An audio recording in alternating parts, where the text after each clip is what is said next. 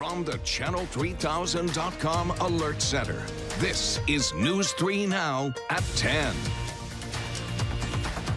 Thousands of people waited in a long line in Janesville today for a chance to get a piece of history. Rock County reporter Adam Duxter tells us why so many made the trip, all to get a brick. Adam?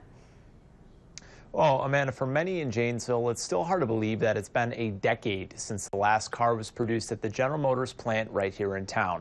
But even though the plant is gone, it's certainly not forgotten. Sifting, sorting, sharing. It's the GM way. We're going to ask you if you want 1 or 2 bricks. A piece of Janesville history. They just wanted something to touch, to hold on to, that it means a lot to them. The bricks that once built this town's most iconic landmark. All right, thank you. Thank you. Finding a new home.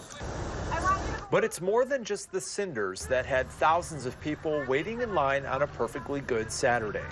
It's what they represent. My father worked there, my uncles, I've had friends there, and I work at Belvedere in Illinois at Chrysler. So the automotive industry is in our blood. Former GM employees, It's like working on the line. pitching in to give away a portion of the place they once called home. Remembering the plant and it has 4-barrel carburetor. and the cars it created. I bought it when I was a junior in high school from a used car lot. It was a year old. The cars that drove America. A 1970 Impala that we're driving was built at the Janesville plant, and so we decided to drive 675 miles from Kansas to get a brick from the plant. Is it worth it? Absolutely. Last Sunday, these same people watched as the last icon to fall did. And while the plant no longer stands here, it now lives on in the homes of thousands across the country. This is part of that grieving process for people, but it's not necessarily closure. I mean, everybody, it's just like grieving anything. It's personal, and you grieve personally.